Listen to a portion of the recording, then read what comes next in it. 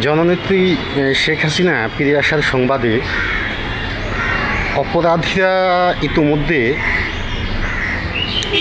অনেক তামাশাসূচক বাক্য ব্যবহার করছেন এবং নেত্রীর আগমনের ঘটনাটাকে তামাশা বা টিটকিরি আমরা যেভাবেই বলি এই ধরনের এগুলি করে থাকেন। তো এইটার একটা কারণ কিন্তু আছে। আমি নোয়াখালী জেলার সন্তান। আমি দেখেছি যখন কেউ ভয় পায়, ভয় ভীত সন্ত্রস্ত হয়ে পড়ে, তখন সে তাবিজ কবচের আশ্রয় নিয়ে দোয়া কালাম পড়তে থাকে। কখনো কখনো বিভিন্ন ধরনের কুসংস্কারের আশ্রয় নিয়ে থাকে। তো এখন যারা এই ধরনের কুসংস্কারে বিশ্বাসী, অলৌকিকতায় বিশ্বাসী, কাল্পনিকতায় বিশ্বাসী, তারাই কেবলমাত্র জননেত্রী শেখ হাসিনার ফিরে আসার বিষয়টা নিয়ে সংশত নয়। তারা জানে জননেত্রী শেখ হাসিনা বেঁচে যখন আছেন তিনি দেশে ফিরে আসবেন এবং প্রত্যেককে সেই কিশোর গ্যাংয়ের সদস্যরা, নাহিদ, এরপরে ওই যে কালো ছেলে, এটা কী যেন নাম, এরা কিশোর গ্যাংয়ের সদস্য। যা হোক, এদের থেকে শুরু করে একেবারে আধুনিক সুদ ব্যবস্থার প্রবর্তক বা মহাজন যাই বলি, আন্তর্জাতিক মহাজন যাই বলি, মহাজনের গডফাদার যেভাবে বলি, কাউকেও ছাড় দেবে না জননেত্রী শেখ হাসিনা। বঙ্গবন্ধু খুনিদেরকে ধরে এনে ফাঁসিতে ঝোলানো হয়েছে, কিন্তু এ কথা বলে গেলে চলবে না। ইউনূস কোথায় যাবেন? প্যারিসে, ওয়াশিংটনে, কোথায় যাবেন? এর আগে যদি ওনার বয়স হয়েছে, যদি এর আগে উনি প্রাকৃতিকভাবে চলে যান তাহলে তো ভিন্ন ব্যাপার। আসুন, একটা কথা বলা হয়ে থাকে, আমাকে প্রায় প্রশ্ন করে যে আপনার নেত্রী পালিয়ে গেলেন কেন? আমার নেত্রী পালিয়ে যাননি। আমার নেত্রী দেশপ্রেমিক।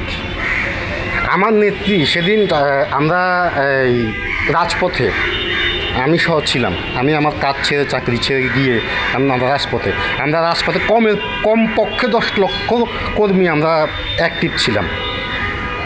জননেত্রী শেখ হাসিনা যদি নির্দেশ করে, দেশে সেদিন কত লাশ পড়ে, আপনি বিবেকবান মানুষ হয়ে থাকলে একবার ভাবুন। তাছাড়া একটা বিশেষ বাহিনীর গাদ্দারি, সব মিলিয়ে রক্তারক্তি হয়ে যায়, কিন্তু গণভবনে কেউ ঢুকতে পারতো না। যদি আওয়ামী লীগ যদি চ্যালেঞ্জ করে প্রোটেস্ট করে দাঁড়াতো, আওয়ামী লীগ সেই দল, আপনারা কেন বোঝেন না ভাই? আইয়ুবের মার্শাল লকে আওয়ামী লীগ ছিঁড়ে খুঁড়ে ফেলেছিল। হ্যাঁ, সেই পাক বাহিনী, যে পাক বাহিনী একরকম মানুষ থেকে জানোয়ারের মতো ছিল, আওয়ামী লীগ তাদেরকে মোকাবেলা করেছিল। আমরা সেই আদর্শের অনুসারীদের প্রজন্ম। আমরা বুলেট মৃত্যুকে আমরা ভয় পাই না, বিশেষ করে আমি পাই না, আমি এগুলোকে কখনো ভয় পাইনি। তো সেদিন আমার নেত্রী সেদিন এই হতাহত চাননি, দেশে একটা গৃহযুদ্ধের মতো পরিস্থিতি হয়ে যাক সেটা চাননি। ফলে নেত্রীকে সেদিন বলা হয়েছিল যে আপনাকে টুঙ্গিপাড়া, এটা তো আপনারা শুনেছেন, টুঙ্গিপাড়া নিয়ে যাওয়া হচ্ছে, কিন্তু কারসাজি করে নেত্রীকে ভারতে নিয়ে গেছে। নেত্রী দেশ ছাড়ার মতো ইচ্ছে ছিল না। শেখ হাসিনাকে যারা জানেন, বোঝেন, তারা জানেন শেখ হাসিনা অত্যন্ত একরোখা মানুষ। তিনি যা বলেন তা করেই ছাড়েন। এখন তিনি যখন বলেছেন দেশে আসবেন, তিনি আসবেন, মনে রাখবেন তিনি আসবেন। আচ্ছা, আরেকটা কথা আপনারা বলেন যে তাকে ফাঁসিতে ঝুলানো হবে। তো তাকে ফাঁসিতে ঝুলানো হলে ভারত সরকারের কাছে চাওয়া হচ্ছে না কেন? ভারত সরকারের সাথে বন্দি বিনিময় চুক্তি রয়েছে। এখনও অফিসিয়ালি একটা প্রেস নোট দিয়েছে সেই দখলদারি ইউনূসরা ভারত সরকারকে, কিন্তু এখনও এই অফিসিয়ালি ভারত সরকারের কাছে শেখ হাসিনাকে পেরোচ্ছে কোনো কাগজপত্র এখনও পাঠানো হয়নি কেন? আচ্ছা, তাও বাদ দিলাম, ভারত দেবে না, শেখ হাসিনা আসতে চাচ্ছেন, তাকে আসতে দেওয়া হচ্ছে না কেন? বোর্ডিং পাস দেওয়া হচ্ছে না কেন? তাকে আসলে অ্যারেস্ট করেন, অ্যারেস্ট করে ফাঁসিতে ঝোলান। আওয়ামী লীগ আইনের প্রতি শ্রদ্ধাশীল, বিচার ব্যবস্থার প্রতি আওয়ামী লীগ শ্রদ্ধাশীল। আওয়ামী লীগ বরাবরই বিচার ব্যবস্থাকে সম্মান জানিয়ে এসেছে। বঙ্গবন্ধুর খুনিদেরকে আওয়ামী লীগ মব করে হত্যা করেনি, পরে যুদ্ধাপরাধীদেরকে আওয়ামী লীগ মব করে হত্যা করেনি। এই মববাজরা, এই রাজাকারের নাতিপুতিরা যা করেছিল, আওয়ামী লীগ কোনো কালেও তা করেনি। একটি কথা আপনারা এখন আমাকে প্রশ্ন করতে পারেন, সেটি হচ্ছে যে ওই যে 28 আগস্টের শিবির জঙ্গিদেরকে পিটিয়ে মারার ঘটনা লগি বৈঠা দিয়ে, সেদিন আওয়ামী লীগ নেতা কর্মীদের হাতে বা জনতার হাতে ছিল লগি বৈঠা, কিন্তু শিবির জঙ্গিদের কাছে কী ছিল সেই খবর কি কেউ জেনেছেন? সেদিন তারা AK-47 নিয়ে এসেছিল, বিভিন্ন ধরনের আগ্নেয়াস্ত্র নিয়ে এসেছিল। তারা সেদিন জনতার তোপের মুখে টিকতে পারেনি, জনরোষের শিকার হয়ে তারা মৃত্যুবরণ করেছে। তো সেটাকে বলা হচ্ছে লগি বৈঠার একটা সন্ত্রাসী কর্মকাণ্ডের কথা বলা হচ্ছে। আমি অন্তত আমার জীবদ্দশায় সহস্র ঘটনার কথা আমি বলতে পারবো আওয়ামী লীগ কর্মীদেরকে যেভাবে দেশের বিভিন্ন প্রান্তে বিভিন্ন স্থানে জবাই করে হাতের পা কেটে রক কেটে আওয়ামী লীগ কর্মীদেরকে যেভাবে হত্যা করা হয়েছে। যাও, সেসব বাদ দিলাম। এখন যে আপনারা যারা বলছেন যে শেখ হাসিনা আদতে ফিরে আসবে না, এটা একটা ব্লেম। শেখ হাসিনা ফিরে আসবেন, সেটা হয়তো 2 মাস পরে নতুবা 6 মাস পরে, তবে তিনি আসবেন। তার কিছু আলামত আপনাদেরকে বলি। 75-এ জাতির জনককে হত্যা করা হয়েছিল সপরিবারে। একেবারে ফুলের মতো ফুটফুটে শিশু রাসেলকে হত্যা করা হয়েছিল।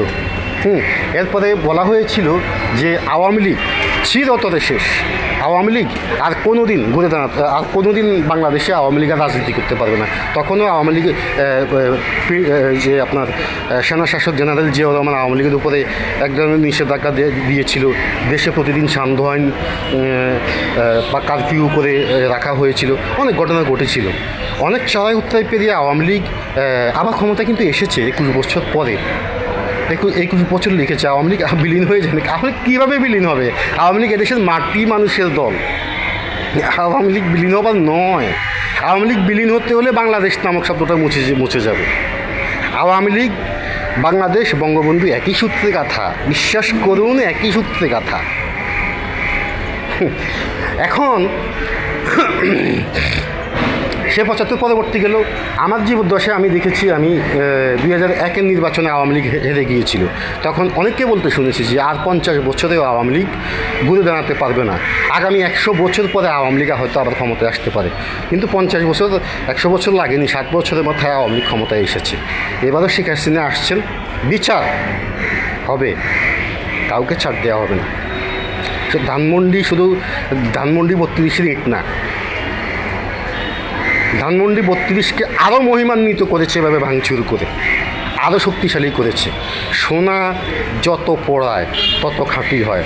আওয়ামী লীগকে যত বেশি নিষ্পেষণ করা হচ্ছে, আওয়ামী লীগ তত শক্তিশালী হচ্ছে। শেখ হাসিনা যত ট্র্যাজেডি শিকার হচ্ছেন, শেখ হাসিনা তত শক্তিশালী হচ্ছেন, বিশ্ব নেতৃত্বে পরিণত হচ্ছেন।